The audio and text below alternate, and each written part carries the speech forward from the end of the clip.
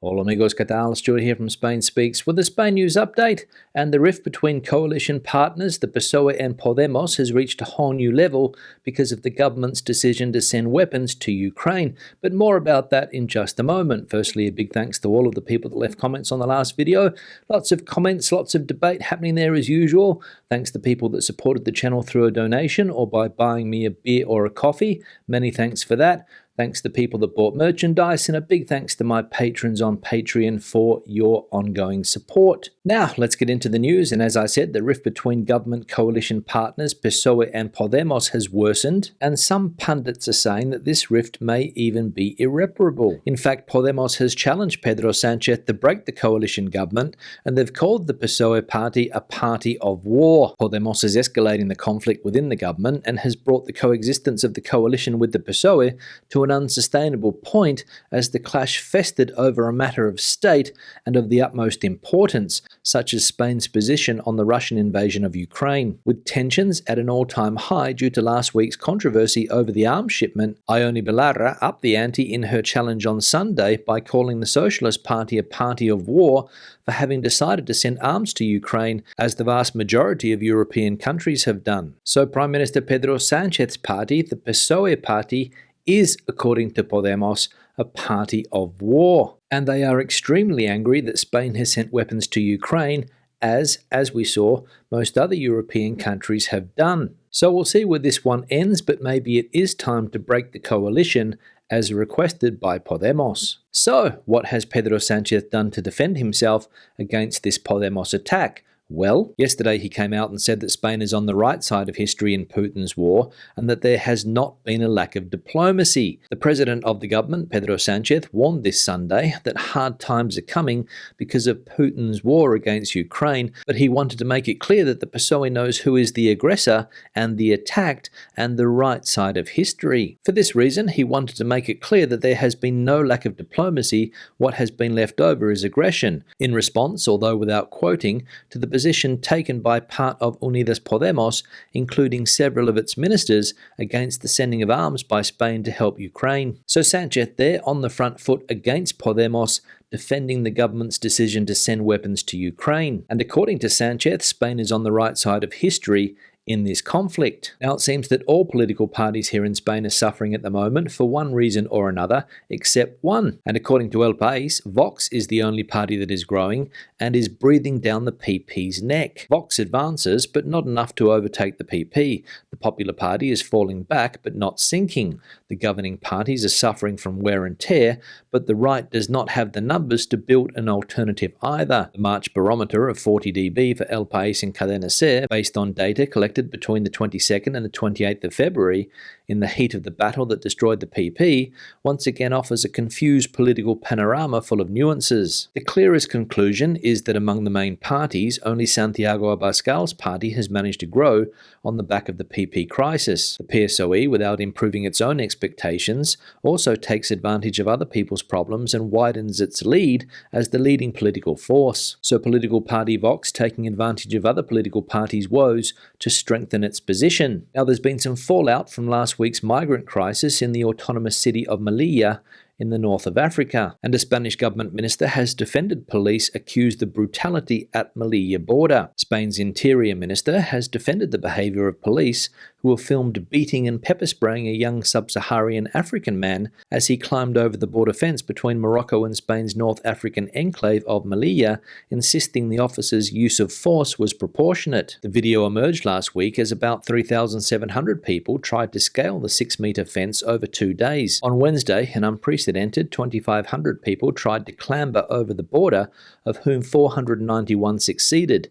The following day, 1,200 people attempted to cross over, with 380 making it. The incident, which took place as Spain drew up an express system to take people in fleeing the war in Ukraine, has been criticised by human rights groups and has drawn the attention of Spain's public ombudsman. So the Interior Minister defending police brutality down there in Melilla, saying that it was proportionate, but human rights groups not happy with police actions. Now, Prime Minister Pedro Sánchez the other day reiterated his words and said that the days of indoor mask wearing here in Spain may be numbered. And according to El País, we are in the last weeks of mandatory indoor masking in Spain. Countdown to the end of mandatory face masks in Spain has begun. It was set in motion this week by Prime Minister Pedro Sánchez when he said they will be eliminated very soon, although no one knows exactly when the counter will reach zero.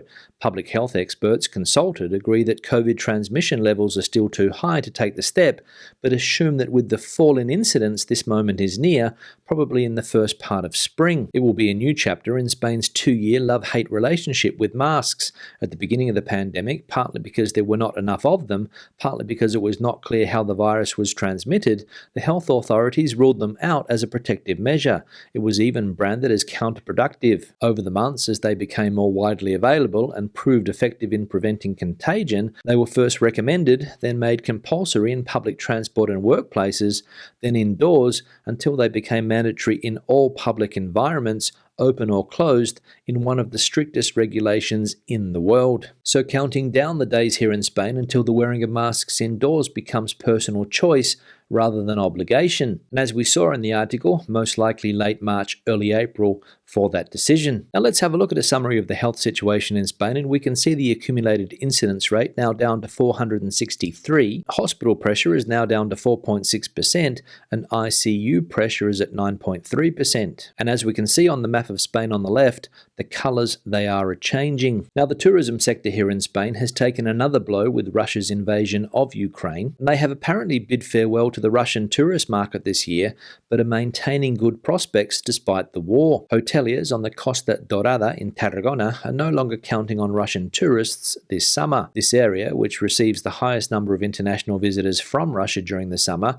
feared that the restrictions still in place because of COVID would prevent the recovery of pre-pandemic arrivals, but the war has painted an even worse scenario. The expectations for this summer were no longer of full recovery because vaccination levels were low and the Sputnik vaccine that is being used there is not approved, so it does not qualify for the COVID certificate. We were already worried about that, but now it's much worse, explains Xavier Guardia, spokesman for the Tarragona Federation of Hotel and Tourism Business. So another blow to the tourism industry on Spain's Mediterranean coast. First it was the pandemic, now it's the war. Seems that they can't catch a break there in some of those Mediterranean resorts, unfortunately.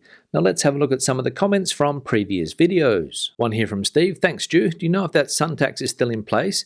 Is it time yet to move to electric? Maybe better now instead of getting oil from Russia, methinks. Gracias. Yes, Steve, thanks for the comment, and the answer is no. The famous sun tax is no longer in place.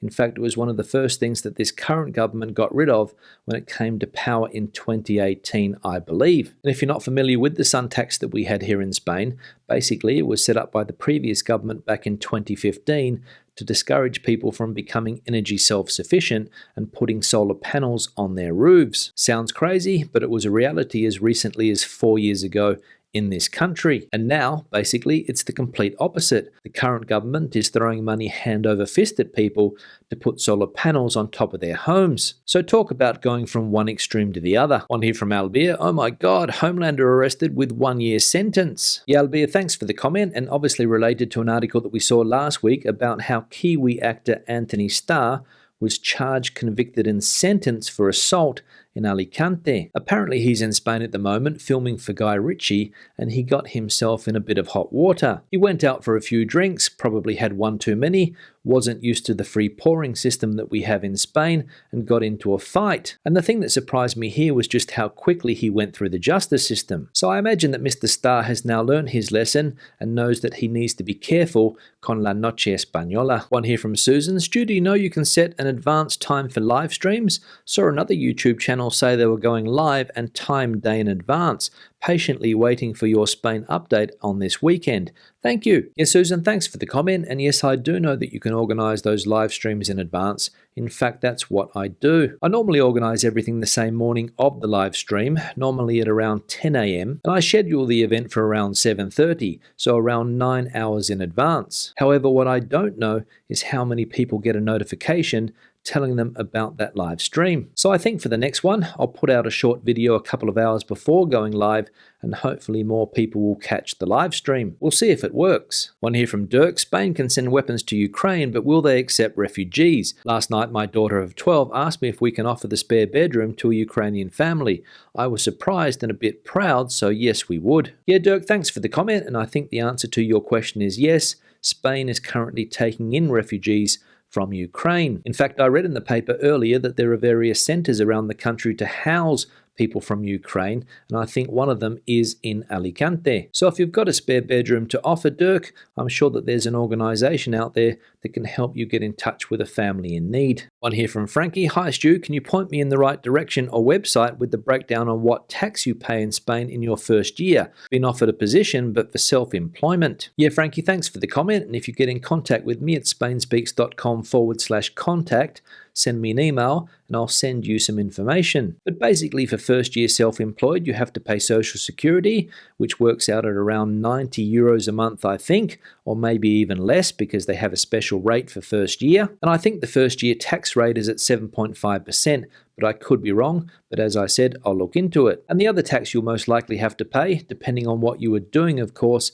is VAT, which is at 21%. But as I said, send me a message and I'll get back to you. One here from Gino: Stewart, how is the housing market in Spain? Here in Canada, the market is on fire, and after selling my house here, looking to buy a place in Costa Blanca. Yeah, Gino, thanks for the comment, and the simple answer to your question is that the housing market here in Spain also is very, very hot at the moment in certain areas. And I believe the Costa Blanca is one of those. I was speaking to a lady last week who's looking to buy a property in that part of Spain, and she told me that she couldn't believe some of the prices. So a hot property market in Canada, a hot property market in some parts of Spain, but you never know, with what's currently happening in the world, things might slow down. One here from Rita: Hi Stuart, just to say thank you. From Rita in Torrevieja. Yeah, Rita, thanks for the comment, and hello to you too, and thank you for watching the videos. In fact, I'll just take this opportunity to thank everybody out there for watching the videos, and thank you everybody for your support over these last few years.